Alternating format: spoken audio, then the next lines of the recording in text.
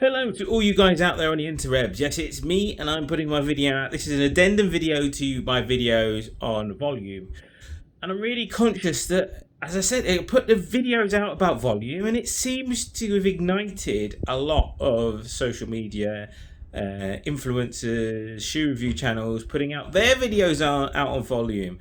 I'm encouraged that my small little channel with its small little view count is really inspiring so many people to do videos about volume.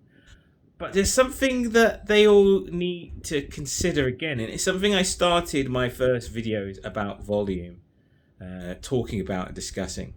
I think a lot of these channels put out videos about volume looking at volume from their perspective. Now, if you're a social media influencer, you will tend to be more active than the majority of people. Now, I know that's a massive overarching statement, but the people I see on YouTube doing shoe review channels, the running channels, they are probably the most active runners. They're more likely to be running almost every day with a couple of days rest. So they're running quite actively. And so when they put out advice from their perspective, one of the things I wish they would do is just turn around and say, actually, it's taken them a lot of time to get there. So I'm not begrudging their effort. I think they're invaluable. I think they're fantastic. I think they put out lots of useful advice, but they're coming from a point of their own perspective rather than talking about what works for people in general.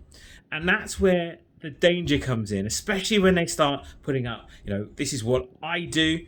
It's one of the reasons I don't talk about my runs particularly, because the comparison bug happens. Whether people like it or not, people do compare. They do say, this is what X is doing, I want to do what that person's doing. And the danger with comparison with volume is that when people are starting out and they look to these influencers as being the people that are doing the best, quote unquote, whatever that means. They look up to these influencers as subject matter experts. The danger is they think, if they can do it, then I can do it, without looking at the length of time it took to get to the volume they're doing, without looking at how they structure their sessions, without looking at how they structure their intensity, which is why intensity is a crucial part when you look at volume and why it's really important. They kind of throw out stuff, they'll throw out 80-20 and they'll throw out all these without giving people a kind of firm grounding of how to look at it from their individual perspective. And one of the things I want to do with my channel is give people honest advice. It might not be the advice they like, it might not be the advice that they want to hear, but it's the advice that they need, and it's good advice that is coming from both my own experience, like these social media influencers, but also the research that's out there. So for me, especially when you're looking at volume, you're looking to increase your volume, the moral of the tale really is, stop looking at these social media influencers and their volume.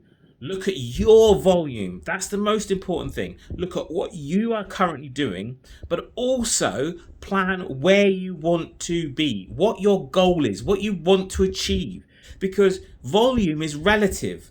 So when you look at the volume of, say, an 800-meter runner, that's very different to the volume of a marathon runner. So you've really got to take into account that volume is relative to the goal. So when we talk about endurance running, most of us are really referring to people who run a 5k, a 10k, half marathon, and a marathon distances. So the volume for doing all of those are very, very different. So just keep that in mind. So if your goal is to run a fast 5k, the volume you would do would be potentially very different for someone whose goal is to run a fast marathon or achieve their first marathon. And then it's really then important is to temper that by what you're currently doing. So if you're currently running 2 or 3 times a week, the best way to increase your volume is to have another run in your week if you can. So rather than looking at what these social media influencers are doing and saying, that I want to achieve what they achieve, look at where you are and look at your journey. So focus on what you're doing, what your current volume is, look at your goal distance, and your volume really is tempered by those two things. The 10% rule is a very good rule. As I said in previous videos, if your volume or the distance you're running, the time you're running is quite small, what you might find is you have more gradual increases in distance or time on your feet. That's not necessarily a bad thing. And to be honest, if you're doing smaller distances, maybe a smaller gradual increasing that volume is better for you, because it helps balance off the risk when you're doing more volume, you're increasing the amount of times you're running, of the risk of injuries and picking up those niggles that happen. So maybe that 10% rule for people is a really good standing. The consensus among the majority of coaches that I talk to and refer to talk about 10% rule can be quite limiting for people whose distance and time on feet is quite small. So if you're going out and you're running once a week doing a 5k run, there's nothing actually wrong with adding another run 2 or 3 or 4 days after that to give your body time to recover. So running 3 times a week seems to be the optimal level. And I would always say to anyone out there, if you're looking at that 5k distance, for most people, those 3 or 4 runs per week is absolutely fine in terms of what they're doing, as long as they're keeping their distance quite short. So 5Ks, you're not really doing, a long run of 20 miles in that. So it's about looking at the distance that you're aiming for. If you're going for a marathon distance, that's where you might want to consider something like a 20-mile run sprinkled in 1 or 2 times in your 24-week training plan. But it's all relative to where you are now, and I cannot stress that enough.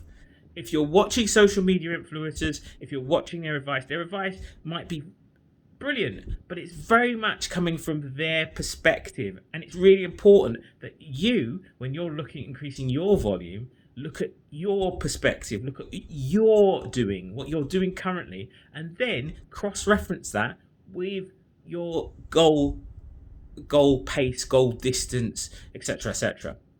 The shorter runs is where you're going to balance your intensity and really look at what that looks like, because the shorter runs tend to be more intense runs from an effort perspective. So that's where effort really comes in. The longer runs tend to be more continuous distance at more, I don't want to say relaxed paces. Some athletes move quite quickly, but it's more about hitting that comfortable distance, whereas the shorter runs you tend to work quite hard in realistic terms. So for me, going back, increasing volume, there's nothing wrong with volume. There's nothing wrong with increasing your distance. Actually, increasing your volume can be one of the most helpful things you can do as a runner. But just be careful with that social media advice, including mine.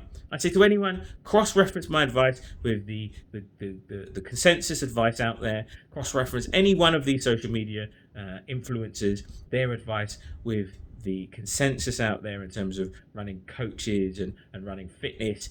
I think you'll find that their advice really tempers around what they do, and it's not necessarily the best advice for you. Anyway, this is me saying thank you for watching this video. If it's been useful, like, share and subscribe, all that good stuff. Share it with people out there. I said coming soon is my video series on intensity, which balances out the 2 metrics, obviously, for training: intensity and volume. You guys stay safe out there, and we'll see you very soon on the channel.